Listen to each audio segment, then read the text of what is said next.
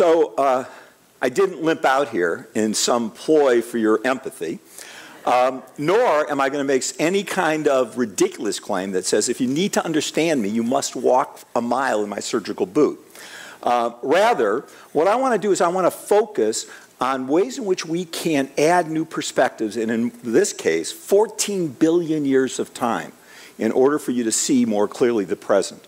Now, I love the title of this TEDx conference because I was really impressed with the part after the colon, this exploring perspective and problem solving. And the reason for that is I've been involved in a project, the Big History Project, an attempt to bring 14 billion years of time to high school students across the globe that is centered around exploring perspective. And so I'm going to get to empathy, but going through the colon part of it, the afterwards, that sounds awful, going through the colon, by exploring perspectives, the ways in which the Big History Project does. So first, we look at things that are close up and far away. And by that, I'm going to give you some examples of things that I can show you close up or far away. For example, here's a close-up look at something. You recognize it? That gives you a very different perspective of something that I'm sure you're quite familiar with. Let me show you a little further away perspective of it. So the idea behind shifting perspective is it gives you a different understanding of an object that's quite familiar. So on the left, you can see how the girder holds up the Eiffel Tower, and on the right, you can begin to see, if you can see it, that where the Eiffel Tower is located in Paris. Let me give you 3 other looks at the Eiffel Tower. All of these are different perspectives that give you a slightly different understanding of something that might be familiar to you. Let me show you another one. So I'm going to give you a perspective of this gentleman. There's actually a woman that he's picnicking with. But let me show you a close-up and far-away look at him. Now you're still looking at the same person.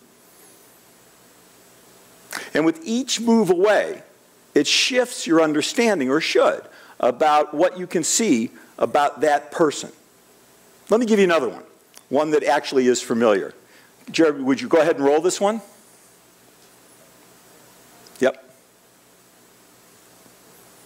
That's it. Click.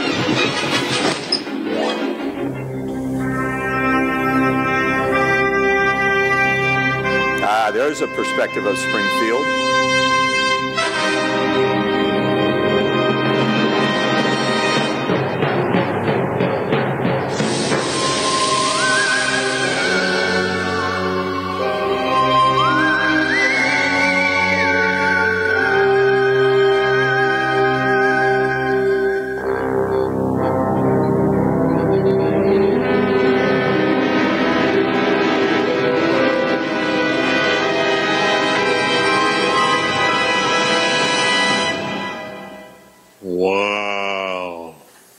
That's exactly the experience that I want to give you. Wow.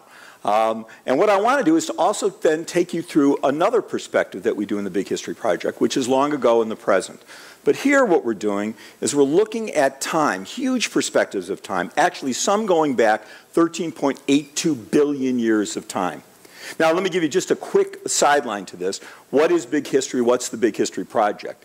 Big History uses different perspectives to take a look at the present by using over 14 billion years of time, from the Big Bang to the history of the future, all in one course for high school students.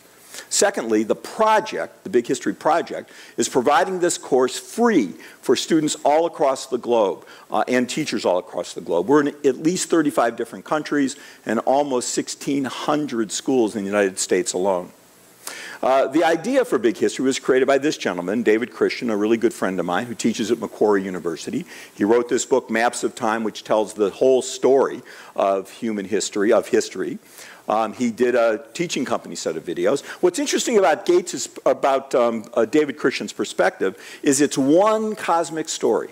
So that what you're doing is you're going through 14 billion years of time, but it's all about this idea of how it is that we've increased complexity. And complexity is interesting because complex things are far more interesting than less complex things, but they're also far more fragile. So the story that we're teaching students and that David's going through is a perspective on how increasing complexity has occurred over time, both making things more interesting but also more fragile. Now, the key piece to this story is the fact that that man, Bill Gates, you probably have heard of him, he watches teaching company set of videos when he's jogging on his treadmill. And he watched my friend's David's teaching company video on Big History, fell in love with it, and said, why isn't this course offered why isn't it offered in high schools all across the globe? And so he reached out to Bill, Bill reached out to David and said, can we create a project that will offer this course free to high school students? And since I've been friends with David for an awful long time, University of Michigan and I became actively involved in this project. Now, what the project is doing is exploring perspectives, but it's doing it through problem solving. So we're engaging in authentic, legitimate problems. Let me give you some of them. Why would you look at things from close up and far away? Why would I take a look at my life from huge distances? Why would I look at the Big Bang? How has our understanding of the universe evolved and changed as a human species? How did stars emerge and what did they give us? By the way, the stars gave us all the elements after hydrogen, helium, and lithium. You know that old Joni Mitchell song? Joni Mitchell song that says, we are stardust, we are stardust. Stars gave us all the elements. How did the sun and the earth and the planets form? How do you define life and what do you know about it? How did our ancestors evolve and live? How did farming change the way human beings lived? And how and why has the rate of change accelerated? And then we take students through the last part of the courses, so what's coming next? What's the future like? All of these things are involving perspective. We also have big problems, and here's one that I'm going to come back to. How and why have our ideas and the practice of human rights changed over time? And this is all of us as a human species. Now, the idea behind here is that we're reconnecting learners to the things that they were curious about from the beginning. And learners are curious about the cosmos. We connect it to the content that they're doing in the high school and back to their curiosity. We have an amazing faculty because part of the perspective is different disciplinary perspectives. So all these people offer courses, little sections, lectures in our course, including a physicist, a cosmologist. The character down there with the beret, Walter Alvarez, is a Berkeley professor. He and his father proved that the asteroids wiped out an asteroid in the Yucatan Peninsula wiped out the dinosaurs.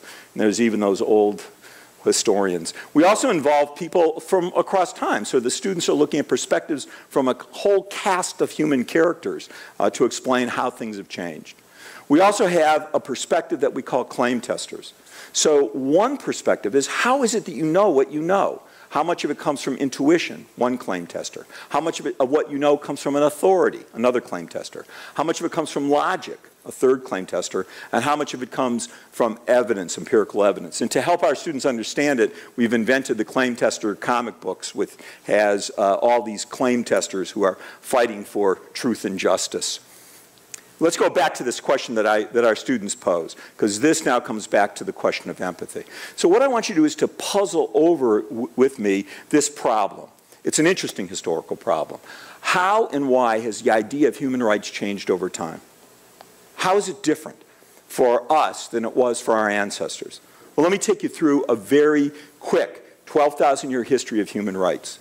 Human rights begins in origin stories, and if you look up there, all communities had their own origin stories. The Zulus, the Iroquois, Judeo-Christian. Those all origin stories explain something about human beings, and all of them are bounded to the community that they live in. So they are making claims about humans, but because most of them didn't know about other places, they were bounded. Of course, that then moves into moral codes from religions or philosophy. Again, something profound here.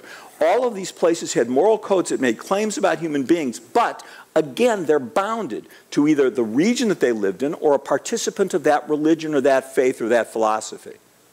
This eventually evolves into political documents for citizens. So I pointed up a couple: Magna Carta, the English Bill of Rights, the American Bill of Rights, the Declaration of the Rights of Man and Citizens in France, and the one that's a little more difficult to see is the Haitian Constitution, which is one of the first constitutions that eliminated slavery. But again, there's something intriguing in these. Even though they are talking about human rights, all of them have some limitation on it. So for example, most only apply to a citizen of that country. Or often, all of these enact things that don't treat women as exactly the same fairly. Or some of them, including our own Declaration of Independence and our own Bill of Rights, included slavery. So these people weren't exactly thinking about the universality of human rights. That changes, though, in the 20th century. And so in the 20th century, we now have an idea that human rights are for everybody. They are universal. Now here's the puzzle. Why? What caused that change? For approximately 12,000 years in human history, human beings bounded rights to either their own groups of people, their own region, or particular types of people like them, like men or like free people. Some people argue that the big difference between this, the movement from bounded rights to universal, was empathy. Well, what caused a change in empathy? What might cause me as a master to see the slave as human? Or as a male to understand that a woman has exactly the same rights or the same emotions as I do, or a child? Well, an interesting argument has to do with the time period from about 1700 really through the present that has to do with novels.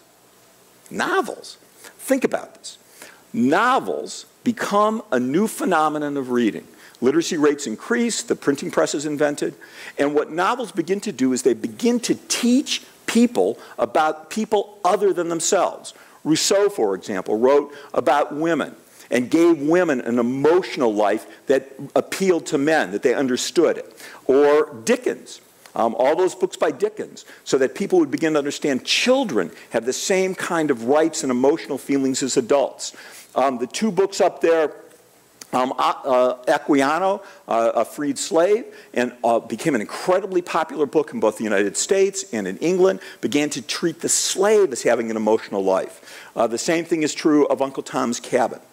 So the argument is that a new perspective, because people began to read about the emotional lives of others, they began to see and feel the other as human. Now that is a large perspective on empathy. On empathy that helps explain why it is you and I live in a world where we believe everyone has a universal human right. So, empathy was a new perspective that encouraged to see the human in human rights. I just added 14 billion years of time to your understanding of the present. Our hope, by the way, is that this idea of shifting perspectives, bigger perspectives, can inspire and engage our students, your children, your friends throughout the world to prepare them for the challenges they face. If you're interested, visit us in the Big History Project. And thank you.